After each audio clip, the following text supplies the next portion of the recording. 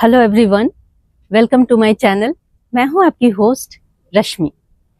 आज मैं एक यूनिक प्लांट के बारे में आप लोगों को बताने जा रही हूं, जो बेसिकली है तो एक वीड, लेकिन हमारे गार्डन में इसके क्या क्या बेनिफिट इससे हमें हो सकते हैं। क्योंकि हम हर पौधे को वीड समझ करके हटा देते हैं, लेकिन कुछ पौधे हमारे लिए बहुत बेनिफिशियल होते हैं।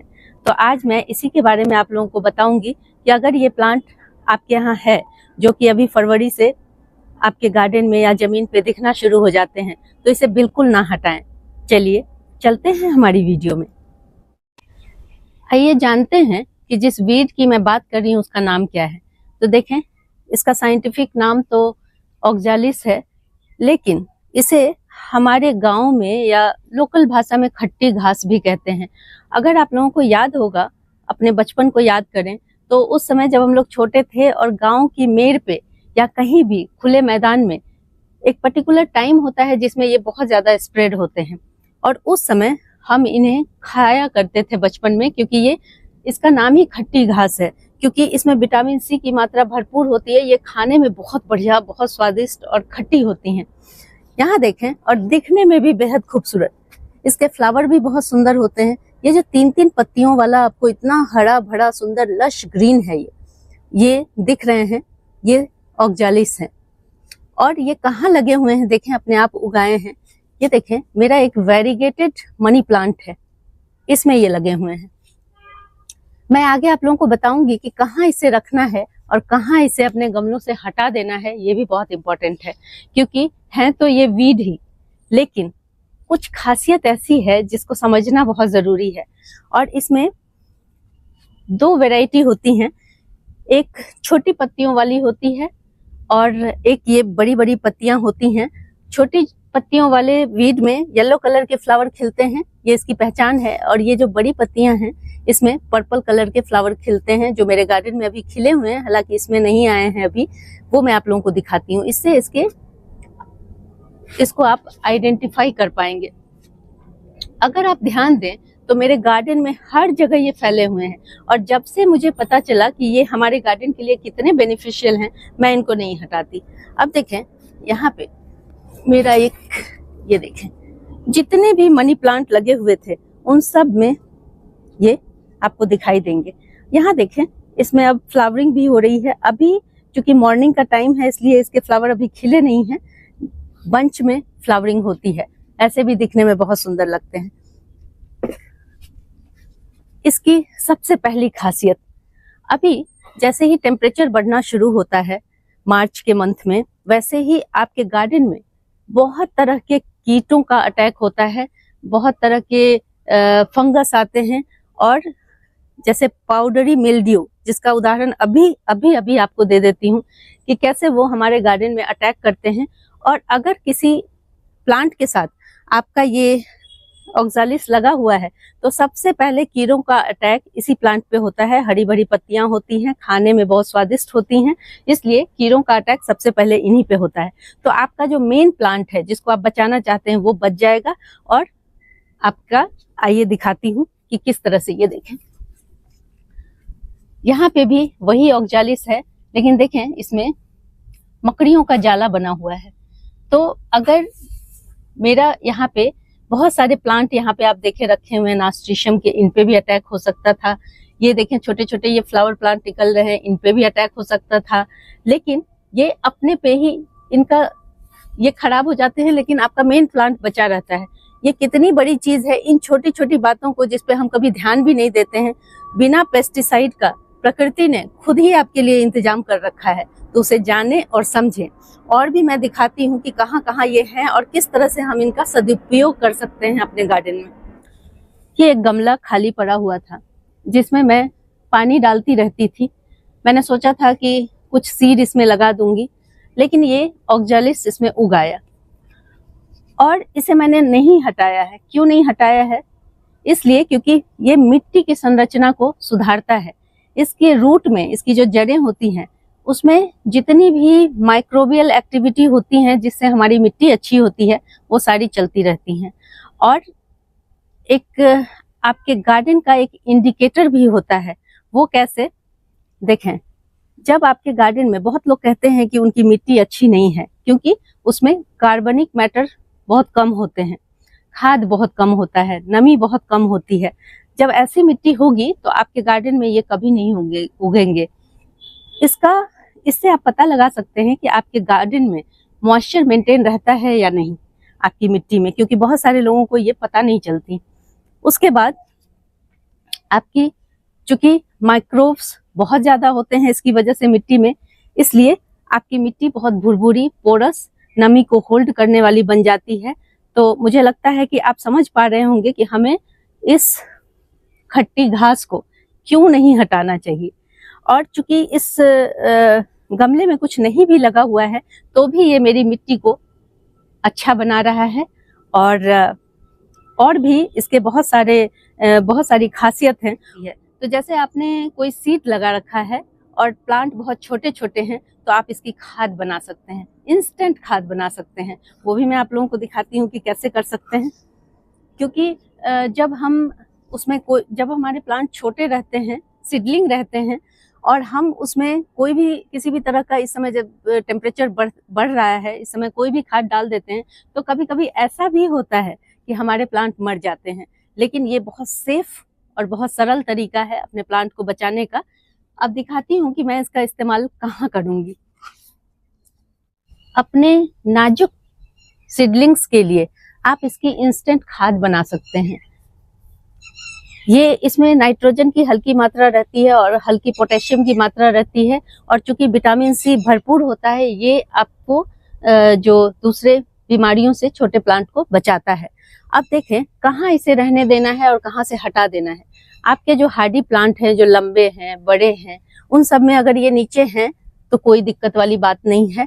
लेकिन चूंकि ये इस तरह से घने उगे हुए हैं मेरे इस वेरीगेटेड मनी प्लांट में, तो ये दोनों चूंकि एक ही लेवल के प्लांट हैं, इसलिए ये कंपटीटर का काम करता है और ये सारा न्यूट्रिशन ले लेगा और हमारा ये प्लांट कहीं भी ग्रोथ नहीं कर पाएगा। तो इस समय हमें इसे हटा देना है यहाँ से और इसका यूज कर लेना है अपने गार्डन में, अपने प्लांट को बूस्ट करने के लिए, उनकी अच्छी ग्रोथ के लिए। ये देखें, इसे मैंने हटा लिया और अब इसको हाथों से ही मसल के पानी में हम इसका इंस्टेंट खाद बना लेंगे।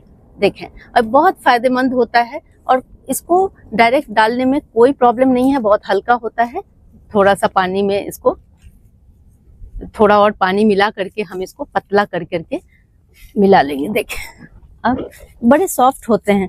अब इसको क्रश कर करके हमें पानी में इस तरह से, देखें, थोड़ी देर आप चाहें तो इसको चॉप करके 1-2 दिन पानी में डाल के रख सकते हैं। थोड़ा सा गुड़ डाल दें, उससे ये थोड़ा सा और बेहतर हो जाएगा। लेकिन कोई दिक्कत नहीं है, आप ऐसे भी कर सकते हैं इंस्टेंट खाद बनाने के लिए। कुछ देर तक इसको इस तरह से मसल लें हाथों से ही।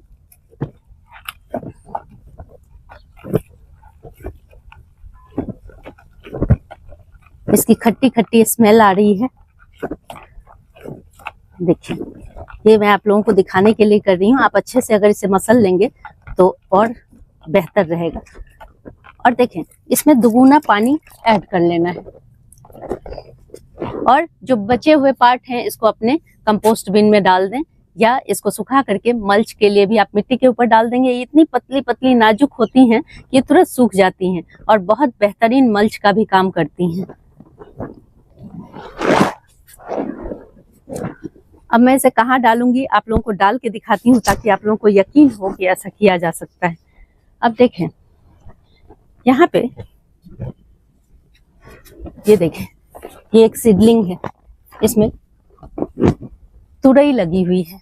ये देखें, और इसमें इस पौधे को बढ़ने के लिए अभी चूंकि टेम्परेचर ज्यादा है, कभी कभी हमसे कोई खाद ज्यादा डल जाती है तो ये पत्ते बहुत जल्दी खराब भी होने लगते हैं।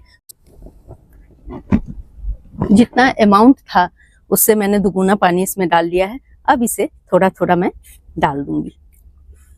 आप इसे किसी भी प्लांट में डाल सकते हैं, लेकिन शुरुआती दौर में सीडलिंग के लिए ये बहुत अच्छा काम करेगा।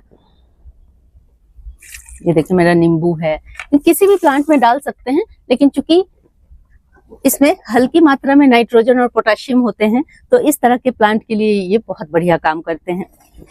इसके अलावा आप इसे, चूंकि ये मॉइस्चर का इंडिकेटर है कि आपकी मिट्टी में अच्छे से मॉइस्चर रहता है, इस वजह से आप इसे लाइव मल्च के का भी काम कर सकते हैं। जैसे आपके यहाँ बहुत सारे फ्रूट प्लांट्स हैं, उसके नीचे की जो मिट्टी है अगर उसमें ये उग आते हैं तो उनको आप कवर्ड ही रहने दें। इससे आपकी मिट्टी में नमी बनी रहेगी और आपकी मिट्टी बहुत समृद्ध बनी रहेगी, क्योंकि माइक्रोबियल एक्टिविटी लगातार चलती रहती हैं। तो इसलिए आप लाइव मल्च का भी, चूंकि अभी गर्मियां ज्यादा होने वाली हैं इसलिए, और ये जो आपका प्लांट है ये बरसात तक चलता है, हम अपने आप उगता है अपने आप, और बहुत कम न्यूट्रिशन लेता है, जिसकी वजह से ऐसा भी नहीं है कि ये आपके प्लांट का न्यूट्रिशन रोक देगा। ये बहुत अच्छी बात है। कुछ वीड ऐसे होते हैं जो हाई फीडर होते हैं, उनकी वजह से आपका जो मेन प्लांट है वो मर सकता है, लेकिन इसमें इस तरह की कोई बात नहीं है। इसलिए मुझे लगता है कि इसमें बहुत खासियत है। और एक और इसके बारे में इंटरेस्टिंग चीज आप लोगों को बता दूं कि इसको, ये एडिबल होते हैं। आप इसे सलाद में यूज कर सकते हैं, चटनी में यूज कर सकते हैं, अपने सूप में यूज कर सकते हैं और करी में यूज कर सकते हैं। तो इतने सारे बेनिफिट होने से मुझे नहीं लगता है कि इस प्लांट को फेंकना चाहिए। और अभी से लेकर के और बरसात तक आप इसका पूरा इस्तेमाल करें। और यहाँ देखें, जैसे मेरा ये हरसिंगार का पौधा है और यहाँ देखें, यहाँ भी ये लगा हुआ है। बहुत सारी ऐसी जगह हैं और मिट्टी को खुला ना रखने दें। देखें यहाँ पे, ये जैसे हमारी ये मिट्टी खुली हुई है, यहाँ पे मैं अगर उस प्लांट को कहीं से भी लेके लगा देती हूँ, ये पूरा कवर हो जाएगा, हमारी मिट्टी की संरचना अच्छी हो जाएगी। और देखें, इसमें ये जो पर्पल कलर के बंचेज में फ्लावर हैं, ये जब खिल जाते हैं, ये 10 बजे खिल जाते हैं, बहुत सुंदर आपके गार्डन में ये बड़ा खूबसूरत लगता है। पर्पल कलर बहुत सूदिंग होता है आंखों को, और एक साथ इकट्ठे लगे हुए जब ये खिलते हैं तो बहुत सुंदर लुक क्रिएट होता है। तो मुझे तो लगता है ऐसे भी बचपन से मुझे इस प्लांट से कुछ ज्यादा ही वीकनेस है, और अभी जब मैं इसके बेनिफिट के बारे में जान गई हूँ तो मैंने सोचा कि आप लोगों को भी इसकी जानकारी देनी जरूरी है।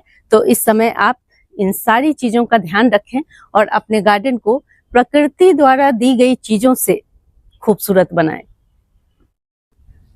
अगर आप अपनी मिट्टी को कुछ दिनों के लिए रेस्ट देना चाहते हैं, जैसे कि ये बहुत अच्छा तरीका है, जैसे मान ले हमने कोई सब्जियां लगाई हुई हैं और आगे हमें सब्जी बोनी है, तो 10 से 15 दिन का अपनी मिट्टी को रेस्ट जरूर देना चाहिए। उससे आगे का जो प्रोडक्शन होगा वो बहुत बढ़िया होगा। तो हम एक और काम कर सकते हैं, जैसे मान लीजिए हमारी मिट्टी में ये उगी हुई है, उसी मिट्टी में 10-15 दिन उसको रेस्ट पे रखने के लिए हम क्या करेंगे, इसको इसमें से निकाल लेंगे इस तरह से, और इसी मिट्टी में मैं इसको चॉप करके लगा दूंगी, चॉप करके मिला दूंगी। इससे ये बहुत बढ़िया खाद बन के तैयार हो जाएगा। ये देखें, और इतनी जल्दी ये सर गल जाते हैं कि आपको पता भी नहीं चलेगा, और आपकी जो मिट्टी है वो शानदार बन जाएगी। और देखें इसकी रूट कितनी शैलो होती हैं, ये ऊपर ऊपर ही रहती हैं, इसलिए आपको चिंता की कोई बात नहीं। जिन वीड्स में ये जो रूट होती हैं बहुत नीचे तक चली जाती हैं, उनसे प्रॉब्लमेटिक हैं वो, लेकिन ये हर तरह से हर मामले में अपनी मिट्टी के लिए बहुत सुटेबल है। तो इस तरह से इनके छोटे छोटे काट करके और हम इसे मिट्टी में मिला देंगे, पानी डाल के छोड़ दूंगी। 15 दिन बाद मैं इसमें कोई भी प्लांट लगा दूंगी। ये देखें, इसको मिट्टी से फिल कर दूंगी। बस 15 दिन में ये बहुत अच्छी तरह से डिकम्पोज हो जाते हैं और इसके जो सारे बेनिफिट हैं इस मिट्टी में मिल जाते हैं। इससे बहुत सारे लाभ होते हैं। इसलिए मेरा सबसे रिक्वेस्ट है कि इस तरह की छोटी छोटी चीजों को अपने गार्डन में जरूर शामिल करें। अगर आप लोगों को मेरी ये वीडियो पसंद आती है तो प्लीज इसे लाइक, शेयर एंड सब्सक्राइब करना ना भूलें। बेल बटन को जरूर दबाएं। Live nature, love nature. Thank you.